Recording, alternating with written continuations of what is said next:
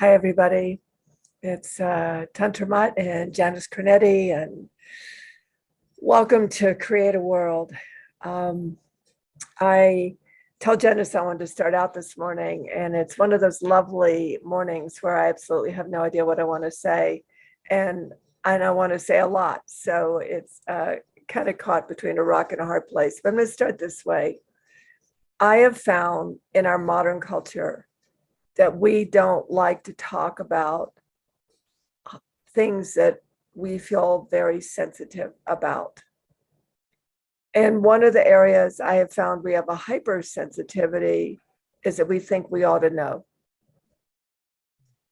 I'm doing a body work, Janice and I both are, and it had a question about who are you as a questioner.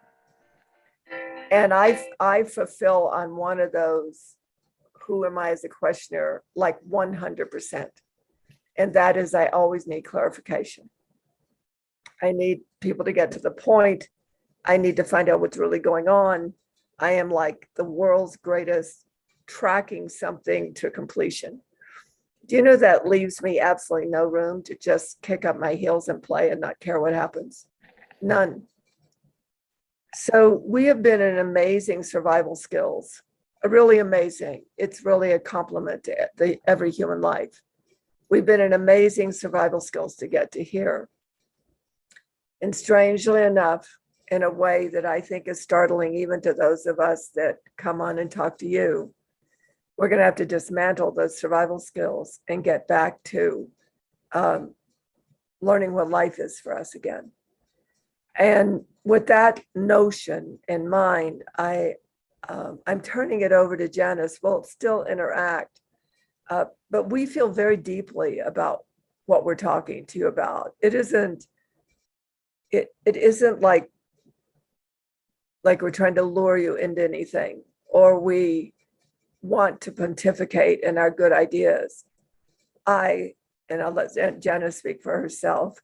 I am seriously worried about humanity's psyche, and that because it isn't about surviving the next few years, it's about discovering the nature of who we really are and what we're really capable, not just to survive, but to express the next few years. And we're coming from behind the 8 ball. Over to you, Janice.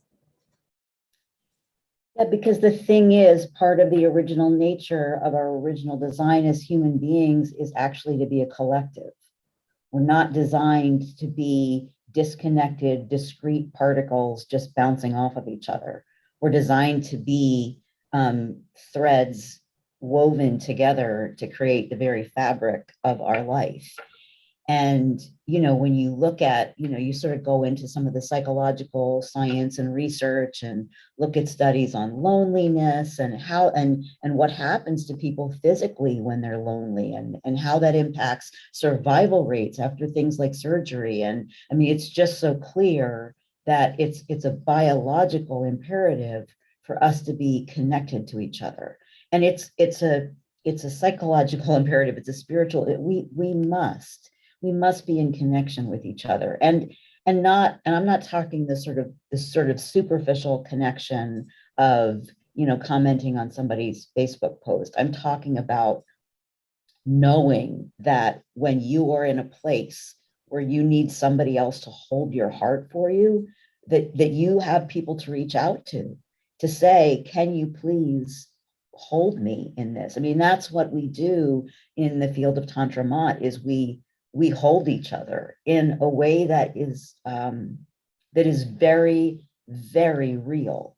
And so with CreateAWorld, what we are seeking to build is in fact a world where you all can come and find the community that you want to connect with in a very real way, so that as we all go through these next few years where everything's up for grabs, right? I mean, the reality as we know it is being reformatted, reorganized. We are the things that are not working in our world are exploding because they have to break apart and fall away. But we have to go through those death throes before we can step in to the life that is there. And we need each other to walk that journey together. And so in Create a World, the idea is you will be able to come in, you will be able to see areas of meta body and meta mind and metacognition, and get a sense of what's really calling to you personally, because that's important too, right? What you are hearing from within you is an imperative call to heed. But then once you know what that call is, you're looking for other people who can be part of that with you. And so in Create a World, you'll be able to go in and you'll be able to find not only resources and supports for your exploration, but other people who are interested in exploring what you're exploring. And so Create a World will be expanding beyond these weekly calls that we do to give you essentially 24/7 access to conversations so that you can keep your journey moving forward in a way that feels supportive to you. You know, it's what we started something, I started something about 2014, and I didn't know how it would go. But I knew that each human being is unique and essential, that we have to stop thinking we have to close ourselves in or gather ourselves into a specific belief or to a specific box of any kind. In fact, that's part of what's happening. We've all become so boxed in, we can hardly break out of the box, any old box. Love thy neighbor as thyself. I can trust my neighbor. I want my neighbor to live. I want my neighbor to want me to live. Very basic, fundamental human endeavors that makes the world beautiful regardless of circumstances, really regardless of circumstances. So one of the rules when I started in 2014 with a very small group of people, about 150 altogether across the world, was I just said, please be transparent. And that doesn't mean invisible. That means stay visible. You know, speak your truth, speak what you hold to be real, speak your vulnerabilities, speak your craziness, speak your stupidity, you know, let it rip. And everybody was being correct in their limitation of expression until this one young woman from France, her name was Pauline, she let it rip.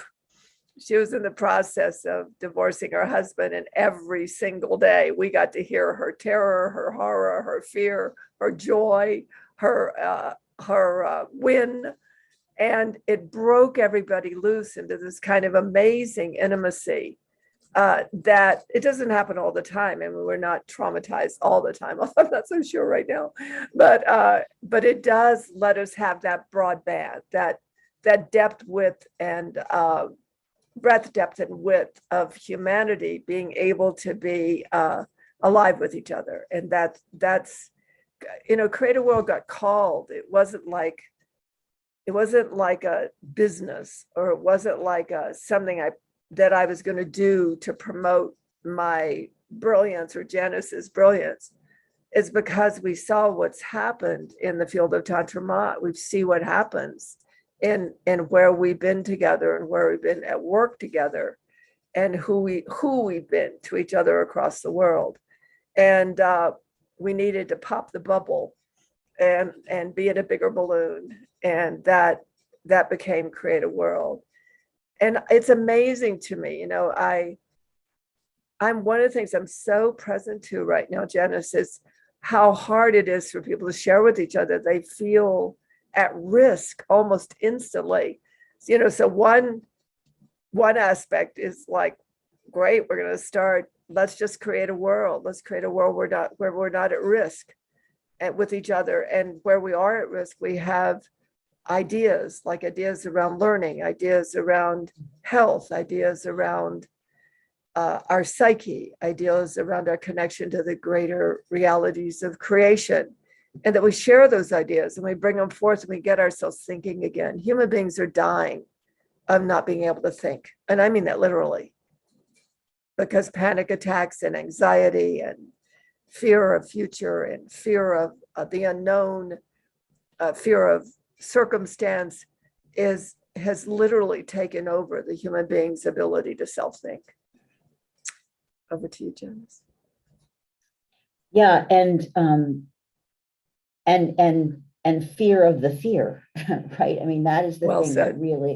that really I think is stopping us in our tracks right now. One of the things that the program that both Tantra and I are doing, they talk a lot about the impact of societal programming, right? And I mean, we all have that, and usually we all have multiple levels because we're part of multiple societies. I mean, we might have our family of origin, we might have a particular religion that we've been a part of, you know, previously or currently. We have our work culture, we have our, you know, anything that we might do in the world sort of as a hobby or whatever. So and each of these cultures that we go into have these often unspoken rules. I mean, I was going to say norms, but I feel like that's too gentle a term. You know, rules, and you know, woe be the person who breaks the rule. If you read Shakespeare's plays, he actually will use banishment from a community as one of his plot points. And there's a reason that like in Romeo and Juliet, for instance, the idea that Romeo would be banished is such a gigantic weight, because it's this idea that you will be cast out from the only safety that you've known. I mean, it takes us all the way back to, you know, when we were living in caves around a fire. To be cast out of the cave would be a death sentence. And so that fear of being cast out of the tribe, cast out of the cave, that lives in us biologically and drives us and drives our decision making more than we even realize. So I know for me, it's been so much discovery around, you know, realizing everything that I fear and the way in which that fear stops me in my tracks. And not that, I mean, fear has a role, right? Fear has you stop and look across the street so that you don't hit by a car when you cross the street. But I think the reality is, and I really feel like this is part of what came out of COVID, is our realization of how much fear is driving us in all these ways that we are not even aware of. And so how can we get to know that fear and enter into dialogue in that fear in a way that fear can have its rightful place? Because one of the tenets that we have here is that everything has a place. Fear has a place, but how do we elevate the other voices? How do we hear the voice inside of us that says, go left? Because we're hearing that direction for a reason. But we have not necessarily, that the programming to follow that hasn't been reinforced. In fact, it's been discouraged. And instead to give our authority over to outside forces. And what I've heard Tantra say many times is that the only way we're going to survive these next 5 to 6 years is to be able to reclaim our own authority. But that takes strength, stamina, and capacity. And so part of what we're seeking to do in CreateAWorld is give you the ability to develop your strength, stamina, and capacity to be your authority in your own life. You know,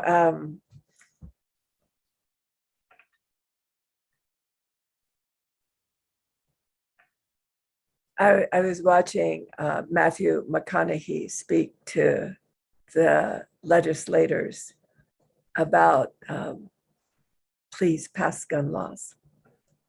And he would stomp his feet between every point and shake his head. And I got more out of his body movement than I got out of any word he said, because he was wrestling with his own sense of what he was present to. So I was thinking about that afterwards. I was thinking about what erodes fear? What erodes fear? Well, one thing is knowing we're safe erodes fear. But if we don't feel safe, what might be the through line? What might be what we start with? And it would be probably curiosity. Because in the other tenet in the field of Tantra Mat is there are 4 principles of creation, 5. You can't get out of them. It's how creation works. Everything that's evolving is also devolving. Something's devolving when something's evolving. Something's collapsing when something's expanding. Something's going out of existence when something's coming into existence. And everything is always moving to the next greater whole. And we can see that, even if we just take health, we may be in a war around vaccines and we're being attacked by COVID, which is fairly normal every 200, 300, 500 years. There is an epidemic. There is a pandemic. It isn't like it's not supposed to be that way, because it's how the microbiome of the earth resets herself. So there you are. But what if we were on the side of what's coming into existence? What if we're on the side of our own evolving? What if we were on the side of constructing something as everything in our lives, as we are deconstructing something? What if we throw our weight on that we're moving to the next greater whole, biologically, spiritually, emotionally, psychologically, mentally? And I use this differently because mentally is about learning and psychologically is about having a healthy psyche. So what if this is why we have our categories under meta mind, metacognition, and meta body, because meta includes what's already so and goes beyond. It's called metaing. And we're noticing there's an already so, and we are moving beyond. We are learning things. Like I almost died every year for 19 years. And when I was 19 years old, I had my last death experience. And then somewhere in my early 20s, my next door neighbor with my kids, my next door neighbor suggested a homeopathic remedy for my daughter and son who are about to get ear splints, those things in your ear. I gave them the remedy and they didn't have to have the splints, but it still took me 2 years before I realized that for me, not everybody, but for me, homeopathy really gets me back where I'm going. Now, it may not be that way for you, but that was new. That was new. I was all caught in, I was going to be in this weak body forever. Well, hi, everybody. And most of you watched me go through COVID and watch me have to rebuild again, because I had been paying attention to how you build a body back. I've been paying attention to that. So that's what we're talking about. We're talking about your ability to meta, to be where you're at, even if it's encased in fear. And then, just 2 or 3 drops of curiosity and interest every now and then could really dilute and dissolve that fear, I think, quite successfully. And for me, I know that when I really am wanting to go to the next level, I need the ability to process what's happening for me. And to me, that's part of why community is so important to me, is because I need to be able to to take all the thoughts in my head and sort of dump them out on the coffee table and organize them and have other people look and say, oh, see, I put these things together. Does that make sense to you? Or how might you put it together? But I need to engage with people to be able to think what I'm thinking. And again, that's part of what we'll be inviting you into is into the CreateAWorld community, is to be able to find those individuals that you can have conversations with and conversations that are life-giving, because we're in conversation every day, all the time. I mean, it's how we interact as human beings. But I think that you can all stop and think about times when you've been in conversation that was life-giving, and other times when you have been in conversations that were not life-giving and sometimes even life-defeating. And certainly I feel like a lot of the conversation that is public right now that we see, on social media, on, in TV, a lot of that conversation can feel very life-defeating. And we're inviting you into a different kind of conversation. We're inviting you into a conversation where it's safe to be vulnerable, to say this is what is going on with me, but also to know that that's okay because you'll be okay, and that we've got each other, which again is that's what we're designed for as human beings. We're designed to have each other's backs. We're designed to celebrate with each other and grieve with each other. And I mean, think about all the rituals that we have around celebration and grief in our various cultures. That's not by accident. We need to be in witness of each other's becoming. And that's what we're looking to do in CreateAWorld. There's a metamorphosis that for people that have been in another type of environment,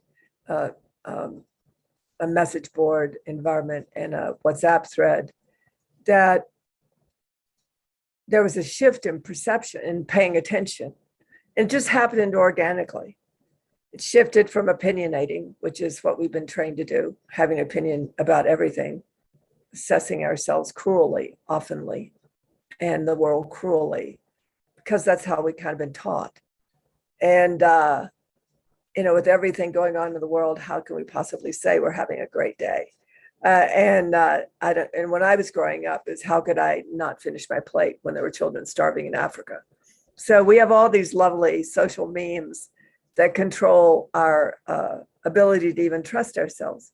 But this metamorphosis of communication and conversation that happened in, I'm going to call it the thread, went from opinionating to starting to post things and share things that were life enhancing and life generating.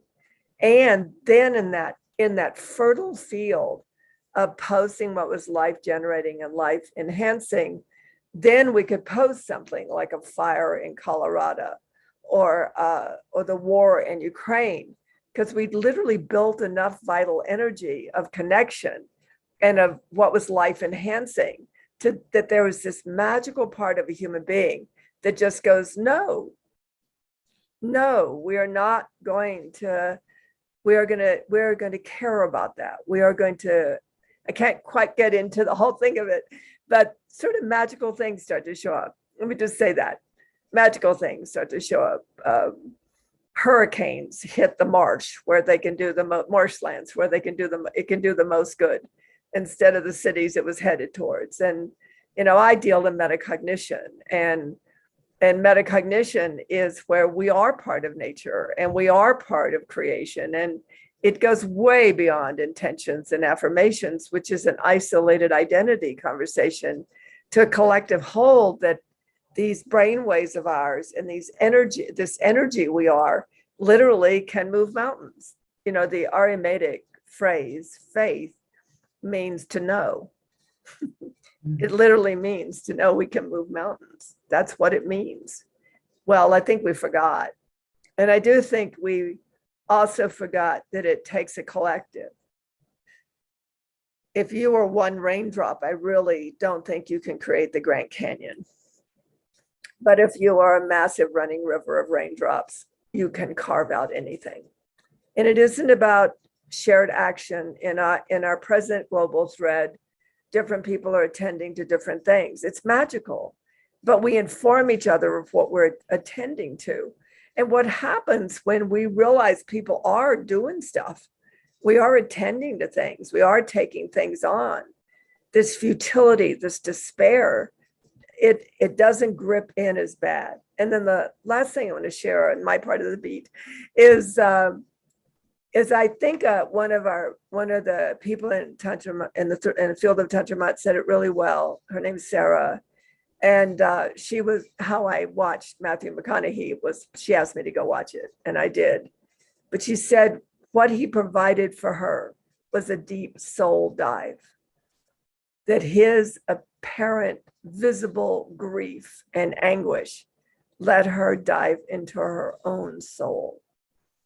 So on CreateAWorld, we may, and I think some of you have seen it on Sacred Space when I've been on, you all watch me go through the horror of being a post-COVID recovery. It's not about rose-colored glasses. It's about presenting a view of life that is a whole system. not all chopped up, because the same thing Janice said about needing to be a community. We also need to return life to being a community, not of people, but of everything good and everything bad, everything right and everything wrong, everything up, everything down, everything beautiful, everything ugly.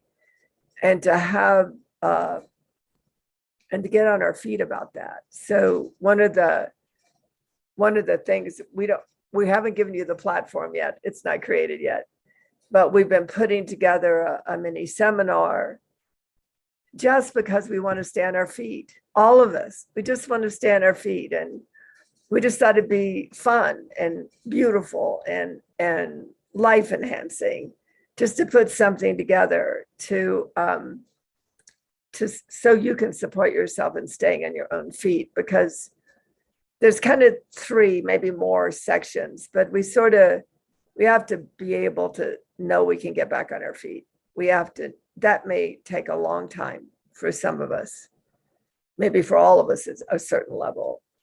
And then we have to know that we can stay standing and that we have support to stay standing under this amazing empathic ripple effect that's going through our whole world right now. And we have to be able to develop strength, stamina, capacity, not only for what's before us, but who we're going to be in the matter. So I think it is about 3 things. And all that takes a shared experience, because what kills humanity is having it separate from itself. Yeah, so the image that comes to me, and it's a bit over years but used, but I think it's because it's so profound, is that, you think about a flock of geese flying. And so when geese fly in formation, they don't stay in the same position in the formation the entire time.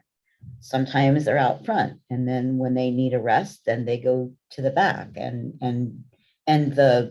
the energy of the effort to fly is distributed over the whole, and each individual feeds that purpose to the degree that they can while they can, and they take turns being the one to sort of be at the forefront of the effort, and the ones that are behind and in recovery. And so, and really, when you look at life on this planet, that is how all living communities on the planet operate.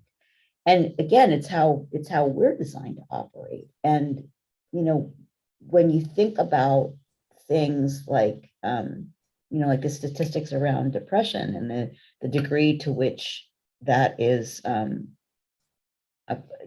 intensified, there's a reason for that, and it's because we and honestly, I think that while COVID created a physical disconnection for people, what I think it really did was slow people down enough to be able to hear inside themselves all the ways in which they were internally disconnected, and realize what their support structure actually was.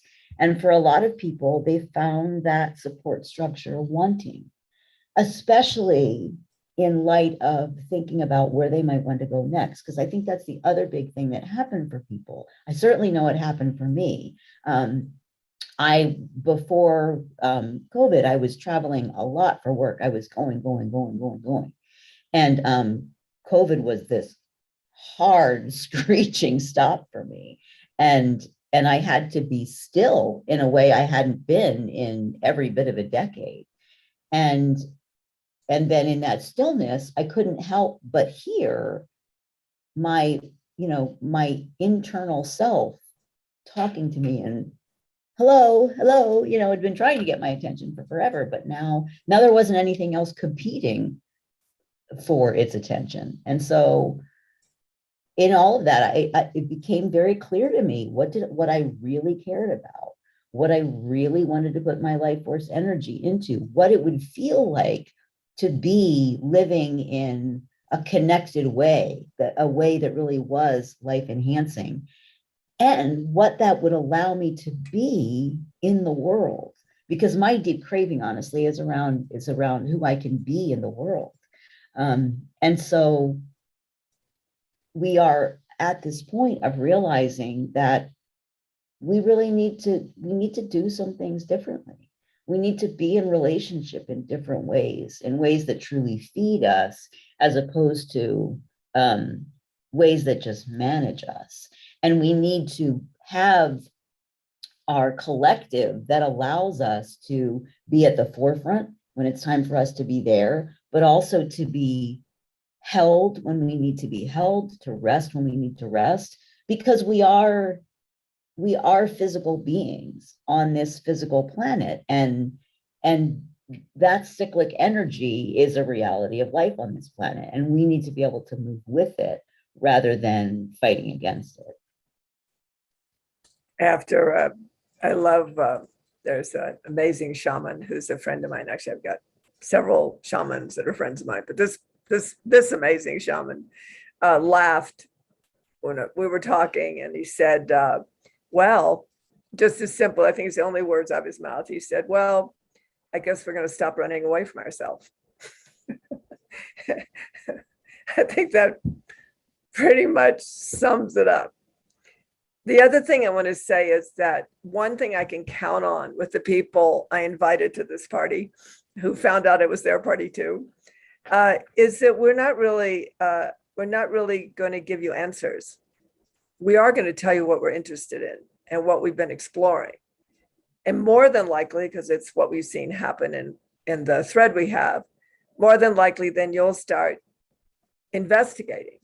You'll start following a thread for yourself. You'll start, and you may come to one of us to get a deeper awareness. But the whole key is to become aware, not to get answers, but to actually find the strength of living with questions, actually questioning everything, questioning why you do what you do, questioning who you thought you were that you may not be, questioning the stories you bought.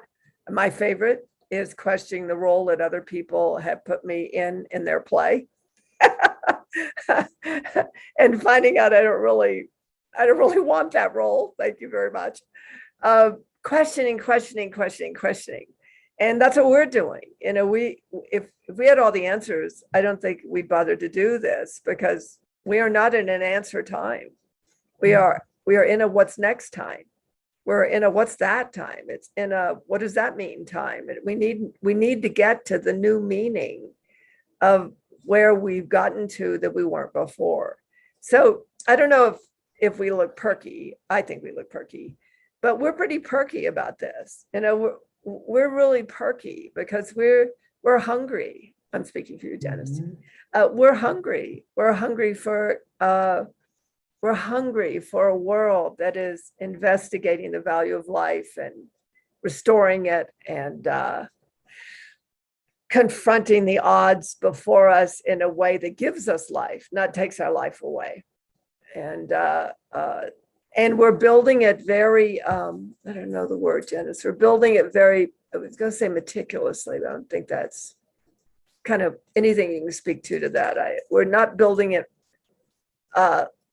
like we know the prescription. We're building it to respond to something and learning how to provide along the way. It's something like that. Anything you have to say about that? Yeah, I think it's the idea of one step at a time. A person that I used to work with several years ago shared this analogy with me about the flashlight, and she said, when you're walking with a flashlight, you can only see a few steps ahead of you, but as you take a few more steps, you see a few more feet. And I think that's the questioning that we're in, right? And when you watch, to me, if you just want to know about the original nature of the original design of humanity, you watch children, because children are in that. And you watch children be in exploration and be in discovery, and they don't have a fixed end in mind. It's just about being in the moment and the joy of discovery and exploration. And that is where we are. And And I think collectively, that's what we're hungry for. We're hungry to be in that right relationship with creativity and joy and exploration. I mean, just, when you think about all the capacities we have as humans to gather information and to process information and to make sense out of information, we're clearly not supposed to be a species that just, is about finding water and finding food. I mean, we're clearly designed for a much deeper exploration with the reality around us. And that's why we have all the faculties that we have. And yet, when you look at some of the things that have happened historically in our society, there has been a lot of pressure to sort of put people back into the boxes, into that survival box. And we all know what happens to us when we're in survival. When we're in survival, we're having a very different conversation with life, a very different interaction with life. And while certainly our goal is for humanity to survive these next few years, I would say that what we're about here is going beyond survival to thriving. And we really are inviting you to explore for yourself, what does it look like for you to thrive? Because what it looks like for me is different from what it looks like for Tantra, is different from what it looks like for Deb and Heather, other people that have been in the conversation. And so that's our internal investigation, is what is it for me, as the version of person I am here in this life to thrive. What is it for me to be able to share that thriving with my community in a way of supporting and really creating and maintaining that community, and then being able to be in exploration with other people about those questions, because it is all about the questions all the time. And again, when you look at children, that's what you see: questions. And sometimes they don't even necessarily care if they get the answer they wanted. They're just happy to be in the game of asking questions. And we have very specific interests, because for me, I feel that these interests are foundational to a human life. So our commitment is to a human life, and that it has quality and depth and beauty and wonder. So we are definitely interested in how to learn in a way that isn't the way we've been taught to learn.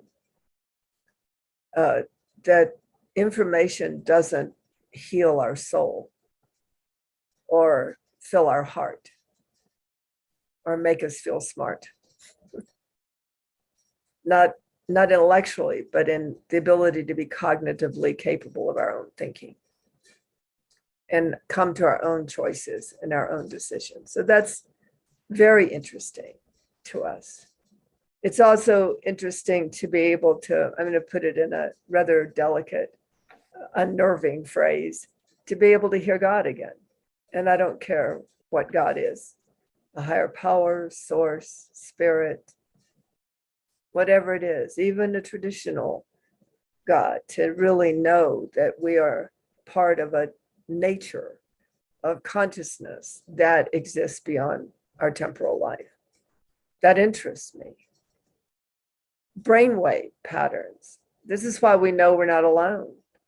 Do you know your brainwave, that we're all sitting here in a brainwave pattern together, and that it doesn't stop at the end of Janice's skull and begin again in mine?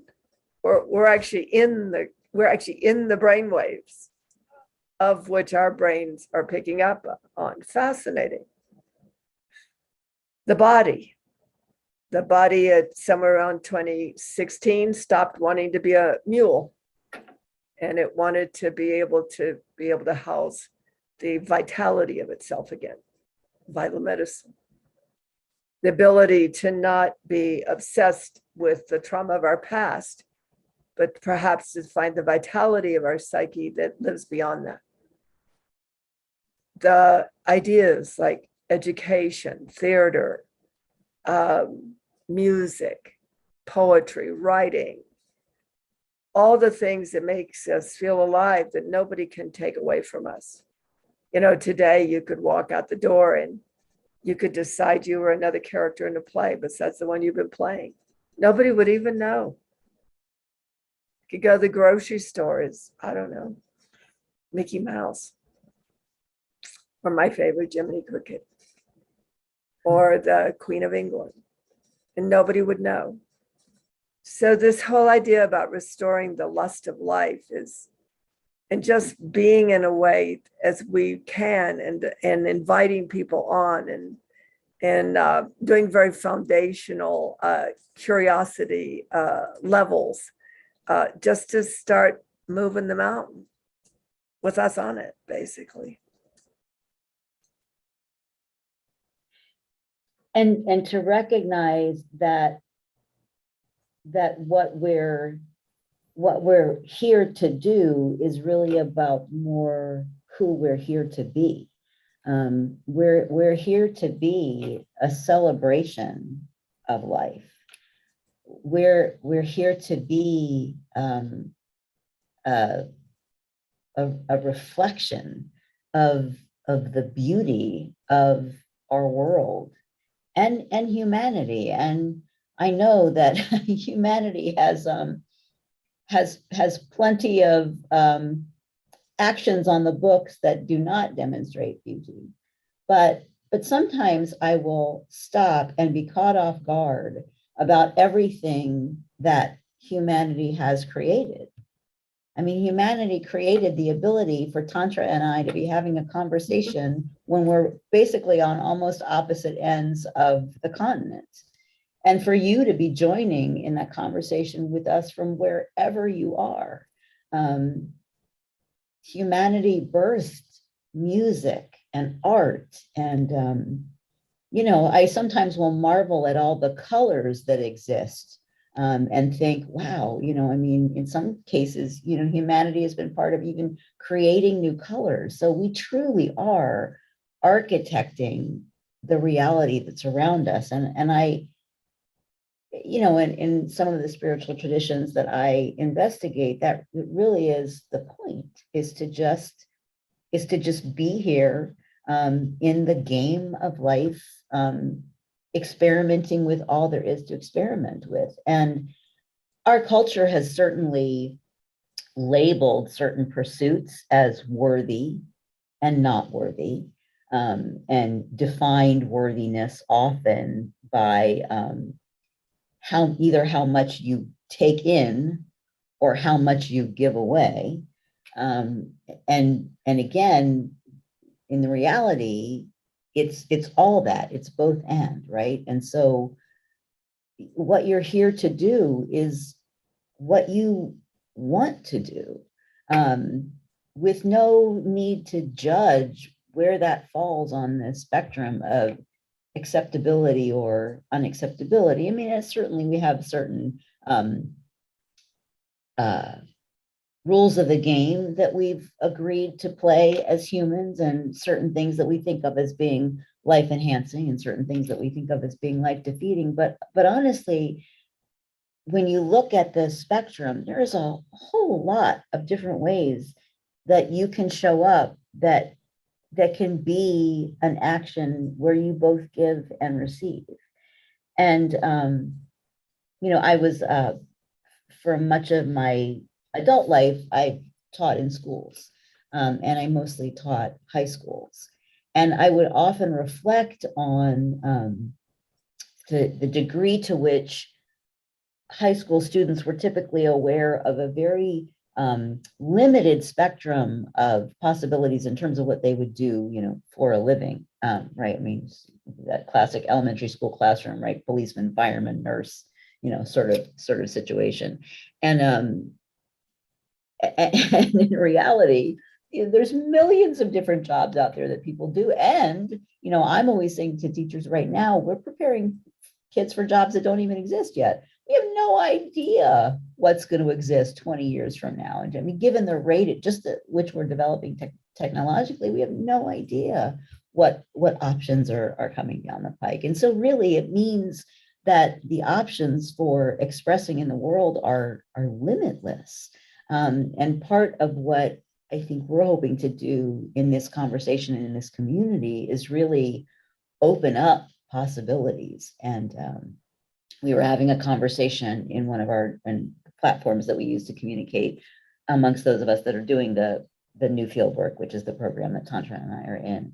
And we were talking about what it was to be on the edge and play on the edge. That was part of the reading that had been shared with us. And we were all sort of realizing the way in which each of us are drawn to be on the edge. And it made me realize that that part of what the coming reality looks like for me is to really, exponentially expand where the edges are and what the edges are, so that there's limitless possibility of playing on the edge.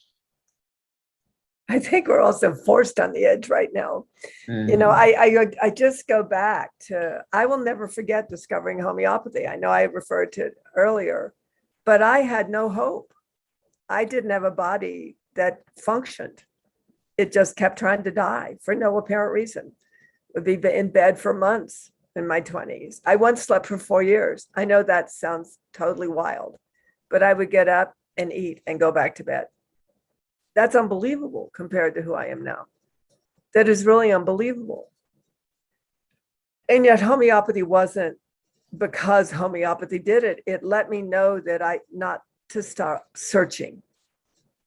And I probably have the best medical team on the planet, in my opinion, because they stay on the edge. They see what's newly's been discovered. They see what newly is aware.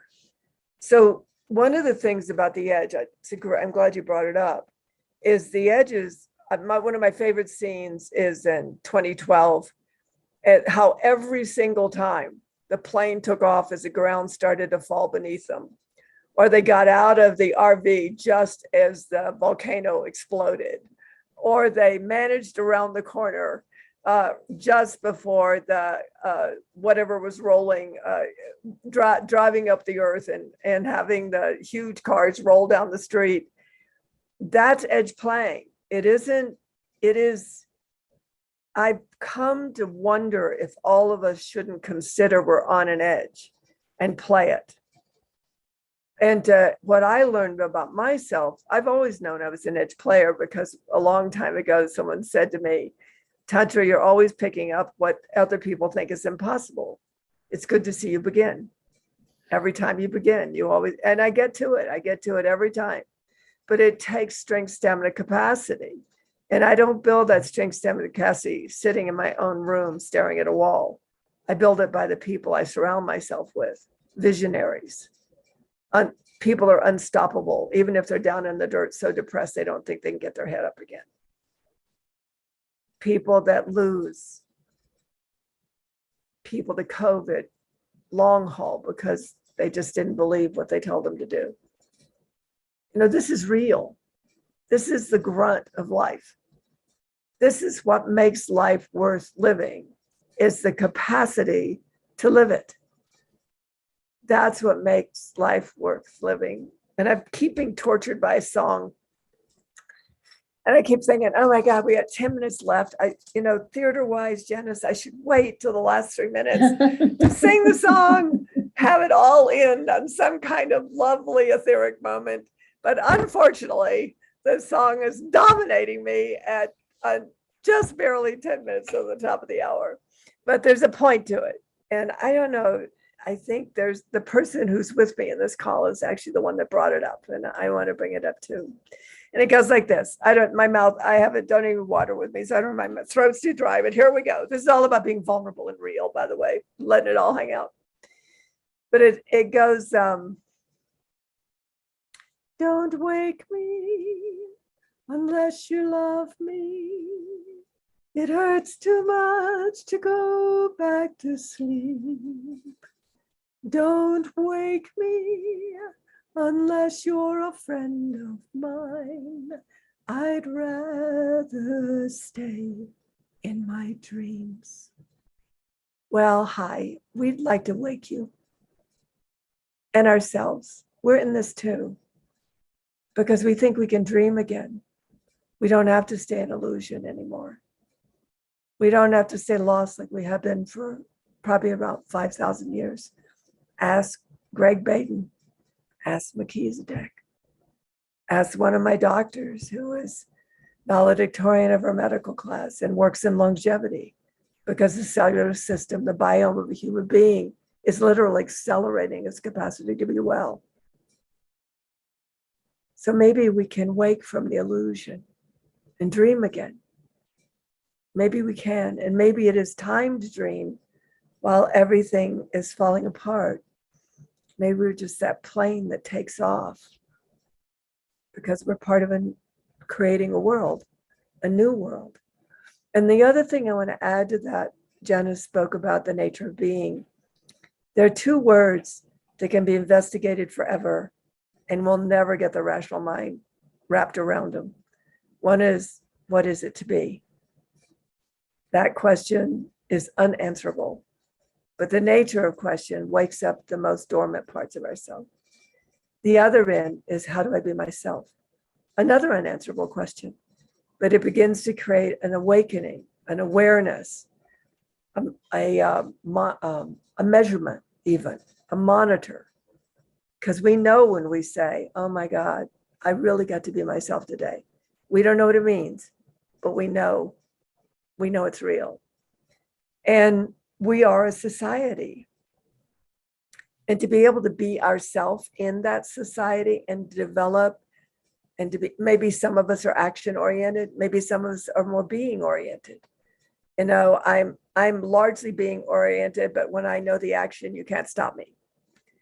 And not everybody's meant to be an activist. Some of us are just here to awaken, because if we don't awaken, we won't have that ripple effect for others to awaken that actually can pass the baton.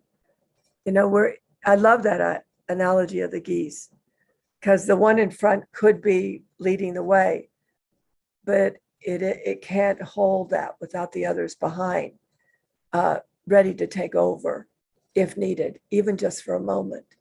And that's what's happened to me since recovering from COVID, since February 2021, is I have been highly dysfunctional, and yet I've been held in the V of the geese, so that whatever I needed to do, I could get done. That's what we're talking about. It's so interesting how easily language goes to understanding when we're actually trying to presence a world. Over to you, Janice, in case you want to sing.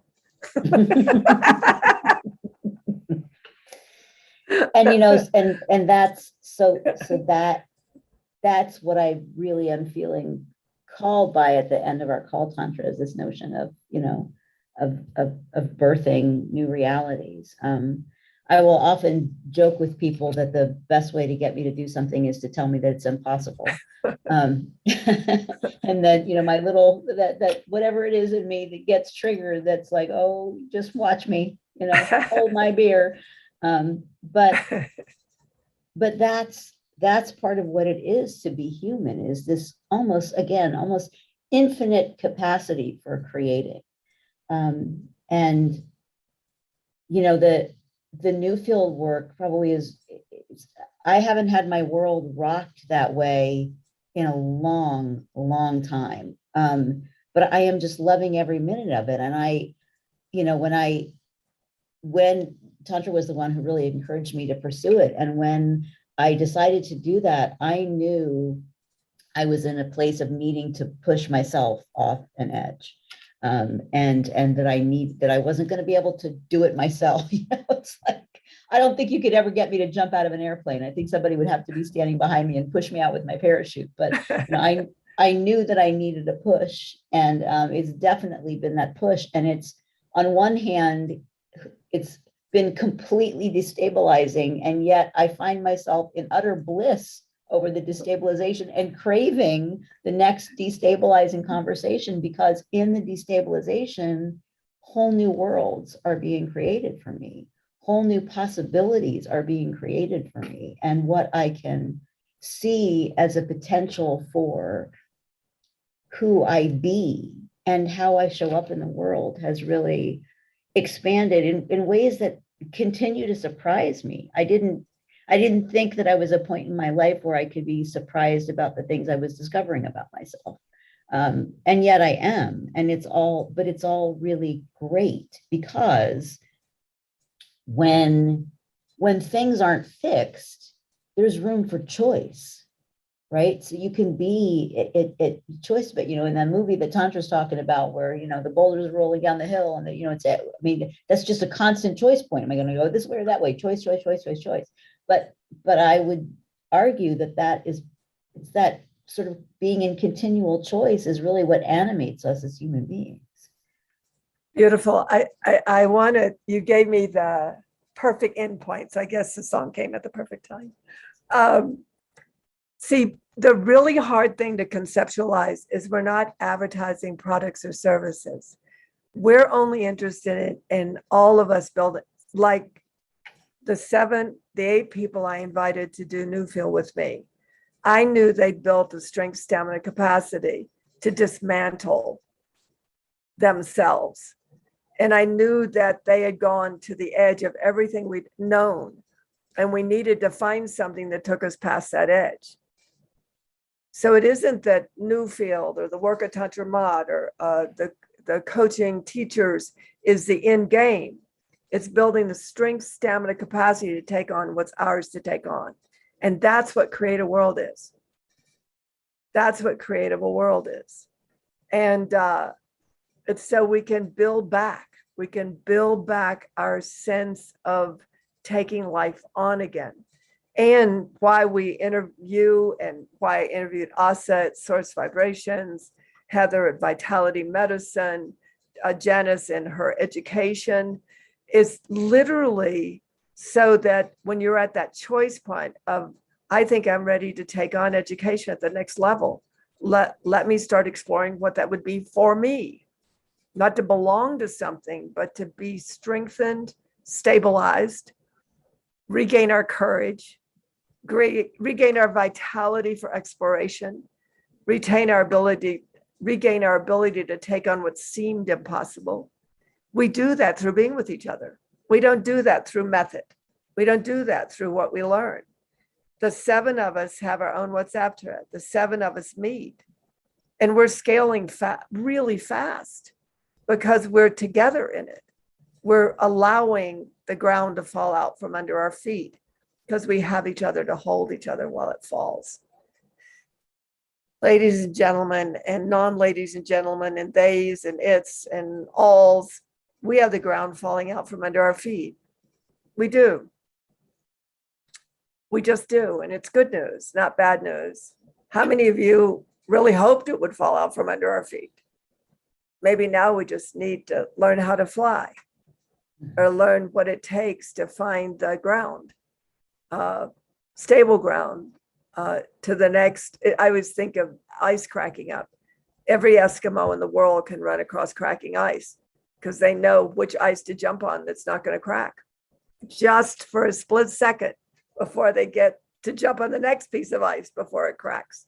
Same thing for the people that drive trucks to Alaska.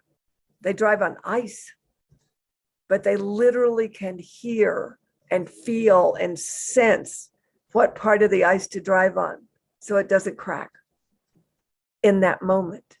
And that's why CreateAWorld, we're in a moment of time.